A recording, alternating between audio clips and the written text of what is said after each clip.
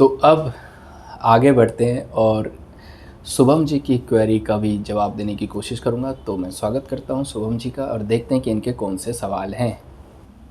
Sir CA में जब आप फेल होते थे तो आपको किसने साथ दिया? यार देखो, सीए की जर्नी तो बिना फेल हुए बहुत मुश्किल है और बहुत कम लोग ही ऐसे होंगे, मतलब है अभी भी। लोग तो निकालते हैं फर्स्ट अटैम्प्ट में भी सीए के एग्ज़ाम्स निकालते हैं, बट मैं फर्स्ट अटैम्प्ट वाला नहीं हूँ। मैं एक एवरेज स्टूडेंट रहा हूँ शुरू से, तो मेरे लिए सीए की जर्नी में भी वो फेलियर वाला फेज़ तो काफ़ी रहा।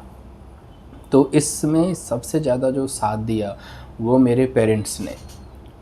अब मैं हमेशा ये बोलता हूँ और बच्चों को भी कि देखो, आप पास हो रहे हो, फेल हो रहे हो, आप अपने पेरेंट्स को ये फ़ील कराओ कि आप अपना पूरा एफ़र्ट लगा रहे हो।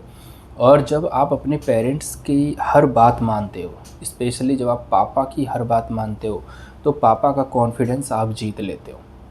और मैंने यही किया, मैंने अपने पापा का कॉन्फिडेंस जीत लिया था, उनका दिल जीत लिया था। मैं जब भी फेल होता था तो वो यही कहते थे कि यार कोई बात नहीं, तेरे हाथ में ना अभी 2 लड्डू हो जाते हैं। अगर तू सीए बन जाता ना तो दूसरा लड्डू भी दूसरे हाथ में होता, लेकिन अभी फेल होने से एक लड्डू तो हाथ में है, वो है तेरी नौकरी।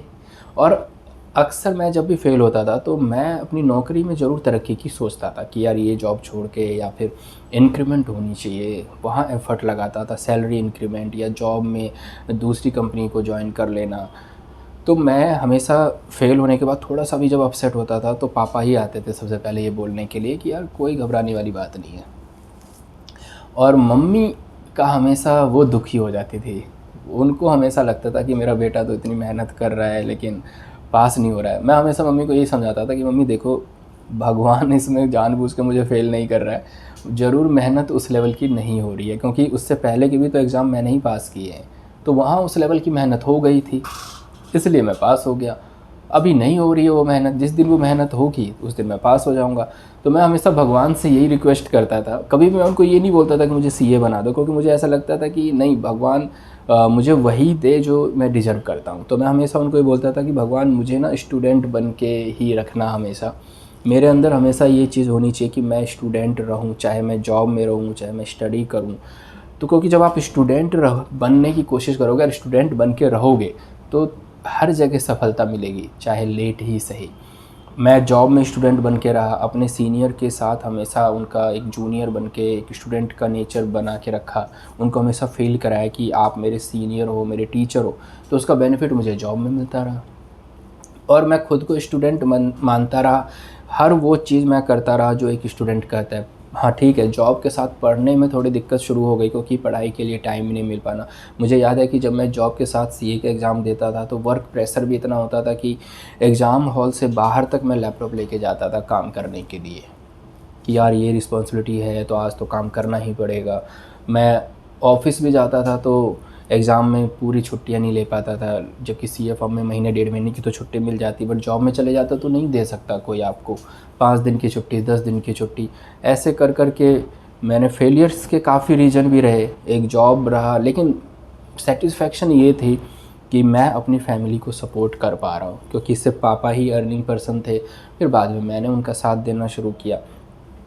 जैसे उसी जर्नी में मेरी जो दादी ने, जिन्होंने इतना स्ट्रगल किया, मुझे सीए बनते हुए देखना चाहती थी लेकिन वो नहीं देख पाई।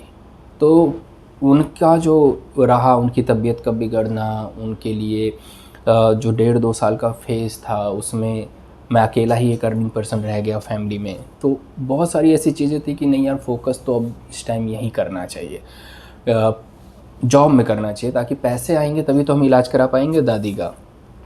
और पापा की जो सेविंग्स थी वो भी दादी के इलाज में सब ख़त्म हो गई। फिर मैंने पापा को भी यही बोला था कि देखो, एक माँ यही चाहती है कि उसके लास्ट फेज़ जो है लाइफ में उसमें उनका उनका बेटा हमेशा साथ रहे। तो चाहे दादी को गांव जाना है, शहर में डॉक्टर से दिखाना है, कहीं भी आप उनके साथ रहो हमेशा। तो मेरे सारे जो 3 छोटे भाई हैं वो हमेशा साथ थे, पापा साथ थे।